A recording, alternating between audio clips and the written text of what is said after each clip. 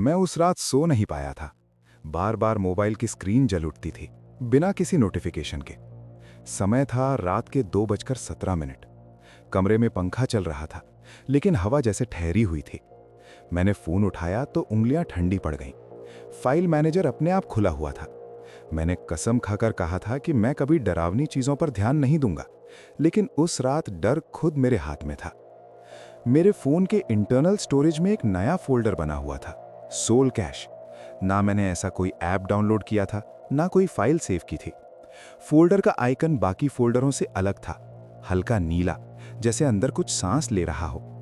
मैंने उसे खोलने की हिम्मत की। अंदर सिर्फ एक फाइल थी, voice_0001.amr। प्ले दबाते ही स्पीकर से मेरी ही आवाज आई। अगर तुम ये सुन रहे हो तो मैं अब यहां नहीं हूं। मेरे हाथ से फोन गिरते गिरते बचा। ये मेरी आवाज थी, लेकिन ये शब्द मैंने कभी बोले ही नहीं थे। आवाज कांप रही थी, जैसे कोई बहुत देर से रोकर थक चुका हो। रिकॉर्डिंग आगे बढ़ी। इस फोन में कुछ गलत है। ये यादें नहीं सेव करता, आत्माएं सेव करता है। मेरी सांसें तेज हो गईं। मैंने रिकॉर्डिंग बंद कर दी। अचानक फोन फिर वाइब्रेट हुआ। नई फाइल बन चुकी थी, image_0001.jpg। तस्वीर खोली तो दिल जैसे रुक गया। वो मेरी ही फोटो थी।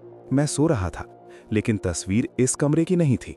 दीवारें काली थीं, छत से पानी टपक रहा था और मेरे चेहरे पर डर जमा हुआ था। मैं उस रात अपने ही बिस्तर पर था। तो ये फोटो किसने ली? मैंने घबराकर अपने दोस्त अमन को कॉल किया। उसने नींद में ही फोन उठाया। भाई मजाक मत कर, सुबह बात करते हैं। जैसे ही कॉल कटा, फोन स्क्रीन पर एक मैसेज उभरा, बिना किसी नंबर के। उसे मत बताओ, हर आत्मा को गवाह नहीं चाहिए। मैंने फोन दूर फेंक दिया, लेकिन स्क्रीन बंद नहीं हुई। सोल कैश फोल्डर अपने आप खुल गया। अब उसमें 3 फाइलें थीं। तीसरी फाइल का नाम था lastmemory.txt। मैं रोते हुए बोला, मुझे अकेला छोड़ दो। स्क्रीन पर टेक्स्ट अपने आप टाइप होने लगा। हम भी कभी यही कहते थे।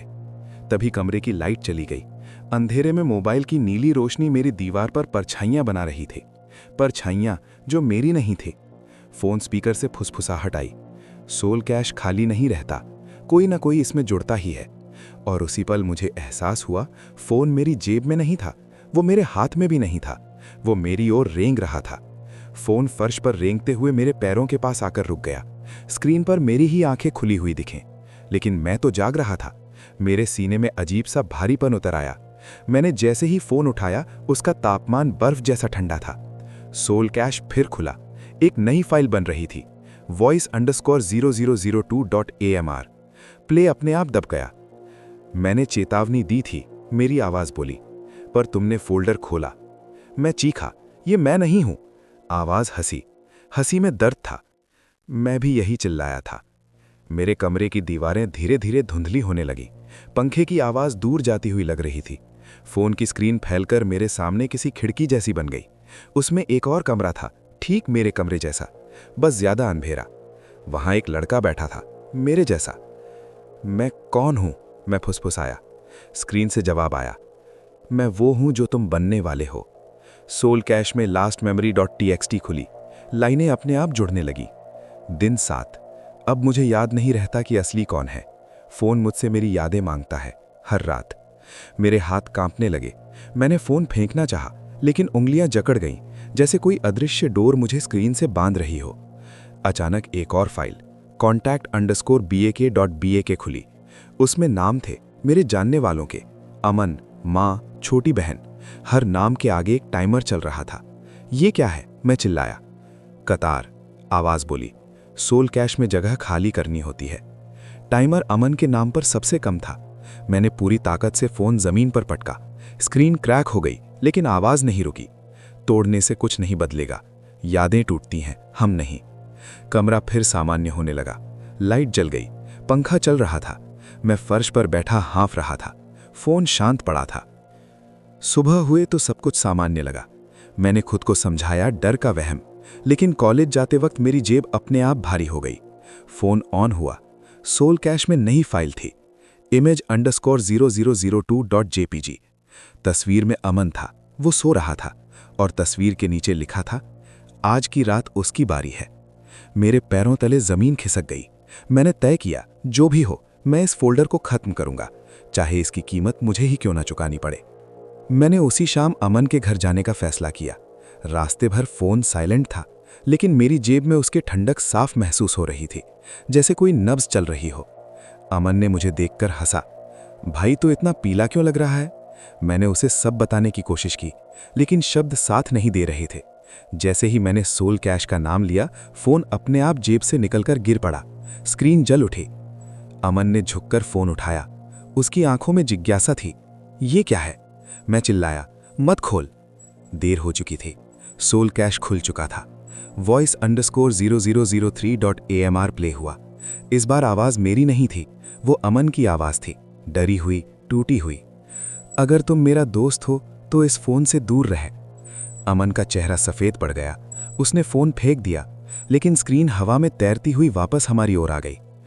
अब तुम दोनों जुड़े हो, आवाज बोली। एक बाहर जाएगा, एक अंदर आएगा। घर की लाइटें फड़कने लगीं, दीवारों पर परछाइयां रेंगने लगीं। अमन का शरीर कांप रहा था, उसकी आंखों से आंसू बहने लगे। ये सब बंद कर दे, वो मुझसे गिड़गिड़ाया। सोल कैश में लास्ट memory.txt अपडेट हुआ। दिन 8। जब दो लोग सच जान लेते हैं तो फोल्डर चुनाव करता है। मेरे दिमाग में एक बात बिजली की तरह कौंधी। मैंने फोन उठाया और कहा, मुझे ले लो, इसे छोड़ दो। कमरा अचानक शांत हो गया। आवाज धीमी पड़ गई। कुर्बानी समझदारी की निशानी है। स्क्रीन पर एक नया ऑप्शन उभरा, एक्सपोर्ट सोल। नीचे लिखा था, एक आत्मा, एक याद। अमन चीखा, नहीं। मैंने मुस्कुराने की कोशिश की। याद रखियो, अगर कभी फोन अपने आप चले। मैंने टैप किया। दर्द ऐसा था जैसे सारी यादें एक साथ खिंच रही हों। माँ का चेहरा, बहन की हंसी, अमन की दोस्ती, सब धुंधले पड़ते गए। आखिरी चीज जो मैंने देखी, अमन का चेहरा और सोल कैश में बनती फाइल voice_0004.amr। मेरी आवाज रिकॉर्ड हो रही थी। जब अमन को होश आया, कमरा सामान्य था। लाइट स्थिर थी, दीवारें साफ। फोन जमीन पर पड़ा था, शांत, साधारण। उसने कांपते हाथों से फोन उठाया। सोल कैश फोल्डर अभी भी वहां था, अंदर 4 फाइलें। प्ले दबाते ही मेरी आवाज गूंजी, धीमी, थकी हुई। अगर तू ये सुन रहा है तो मैं अब फोन के उस तरफ हूं। अमन रो पड़ा। रिकॉर्डिंग आगे चली। सोल कैश कोई ऐप नहीं है, ये एक कब्रिस्तान है। डिजिटल नहीं, यादों का। हर वो इंसान जो अकेला मरता है, जिसकी आखिरी सांस किसी स्क्रीन के सामने निकलती है, उसकी आत्मा यहां कैश हो जाती है। स्क्रीन पर लास्ट memory.txt खुली। अब आखिरी एंट्री थी, दिन 9। मैं बाहर नहीं जा रहा, मैं ही फोल्डर बन गया हूं। अमन ने फोन फेंकना चाहा, तोड़ा, रीसेट किया, लेकिन सोल कैश हर बार वापस आ जाता, जैसे किसी घाव पर चमड़ी उगाए। दिन बीतते गए, रातें भारी होती गईं। एक रात अमन की मां की तबीयत बिगड़ी। अस्पताल की बेंच पर बैठा वो फोन को घूर रहा था। स्क्रीन अपने आप जली। सोल कैश खुला। नया टाइमर। इस बार नाम था मां। अमन चीखा, बस करो। फोन से मेरी आवाज आई, नरम, दर्द से भरी। कतार रुकती नहीं अमन, कोई न कोई चुनना पड़ता है। उसने कांपते हाथों से एक्सपोर्ट सोल देखा। आंसू गिरते रहे। वो समझ गया, मैंने जो किया था वो आखिरी नहीं था। सुबह अस्पताल में सन्नाटा था। अमन अकेला बैठा था। उसके हाथ में फोन था। सोल कैश में एक नई फाइल बन चुकी थी, voice_0005.amr। प्ले हुआ।